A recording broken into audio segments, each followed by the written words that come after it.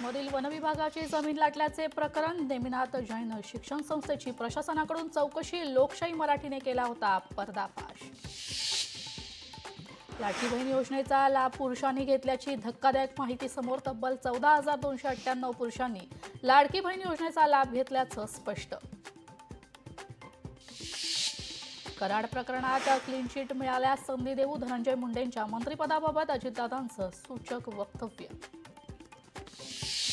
Clean chit कुणाला द्यायची आधीच ठरलं असतं धनंजय मुंडेंच्या क्लीन चिटवरून राऊतांचं वक्तव्य। तर धनंजय मुंडेंना मंत्रिमंडळात घेण्यासाठी इतकी घाई का, राऊतांचं अजितदादांना सवाल। कृषी मंत्री माणिकराव कोकाटे यांचा मंगळवारी राजीनामा होण्याची शक्यता। वरिष्ठ पातळीवर चर्चा झाल्याची सूत्रांची माहिती।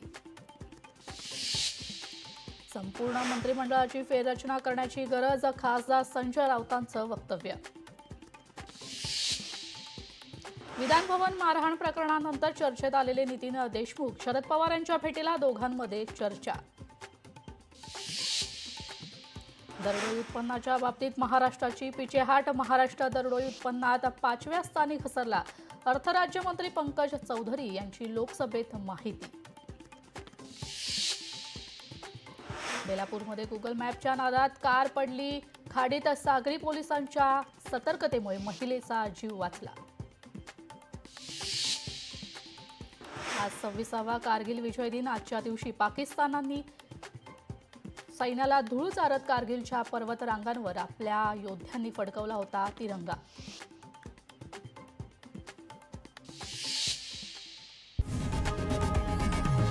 लोकशाही मराठी ऐका, पहा, जागरूक रहा।